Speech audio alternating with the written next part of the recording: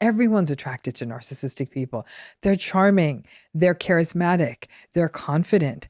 They're, and research has shown they're often rated as more attractive than other people. They take good care of their bodies. They know lots of interesting things. They're so concerned about hip cred that they are like, they know the cool restaurants. All of us have been indoctrinated to think that these are the people we're supposed to be dating, right? Who says no to charm, charisma, and attractiveness? Me, maybe, but just about nobody else would do that. So we're all attracted to them, right? And even with the vulnerable narcissistic folks, you'll say, really? Someone's going to be attracted to sullen and resentful? Well, that's not how they come off when you first meet them. Many times a vulnerable narcissistic person looks like a vulnerable child who needs to be rescued. So if you like rescuing people, that's going to seem actually very attractive to you. So we're all attracted to them. What they're attracted to in us is our supply.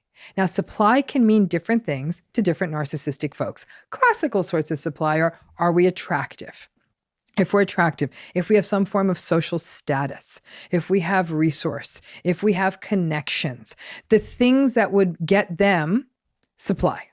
Here's where it gets wonky. Because the question, attractiveness is what attracts people. It's almost the wrong question.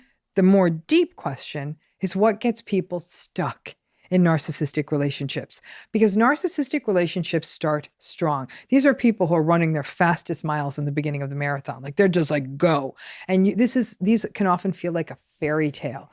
It's glamorous and it's exciting and the dates are really interesting and they're very attuned. They may be very attentive. They focus on you and they figure what's going to work for you. If they really want to keep you close, they want to get you and they want to get you quick because then you're like a butterfly under glass. Then they've got you captured.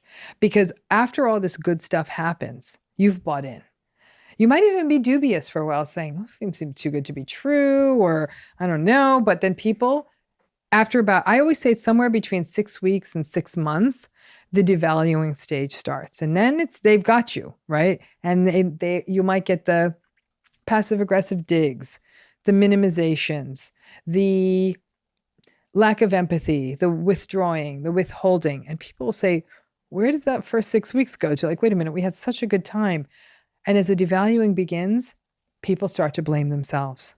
So people who are more empathic, more forgiving, more optimistic, these are the kinds of people who get stuck because they're making allowances for this. They're saying, I mean, they were lovely and they did say they're having a really stressful time at work, but their behavior is consistently dismissive and rude. And so you keep making excuses.